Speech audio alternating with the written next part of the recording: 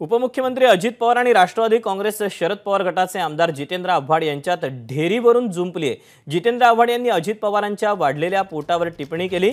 दादा, तुम्ही व्यायाम करून 6 पॅक ॲब्स तयार केले असतील, पण हा परवाचा फोटो त्यात तुमची ढेरी दिसते असं म्हणत आव्हाडांनी अजित पवारांचा फोटो शेअर केला।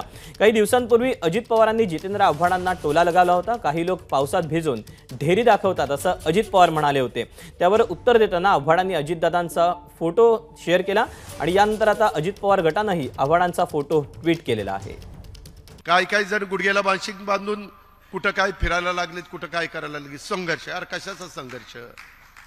कधी आयुष्यात संघर्ष केला नाही, आता कशाचा संघर्ष?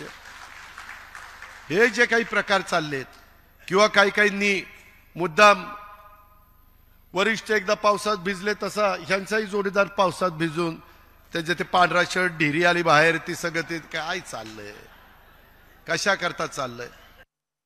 माझ्याबद्दल एवढा द्वेष कशासाठी? की माझं पोट वाढले याची चिंता त्यांना?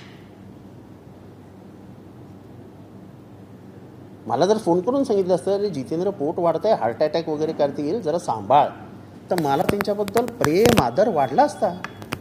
पण भर पत्रकार परिषदे माझं पोट हे व्यंग आहे असं दाखवण्याचा हिडीस प्रकार हा द्वेषातनंच आला ना। आणि हा द्वेष माझ्याबद्दल कशासाठी? वैयक्तिक टीका कोणीच कोणावर करू नये।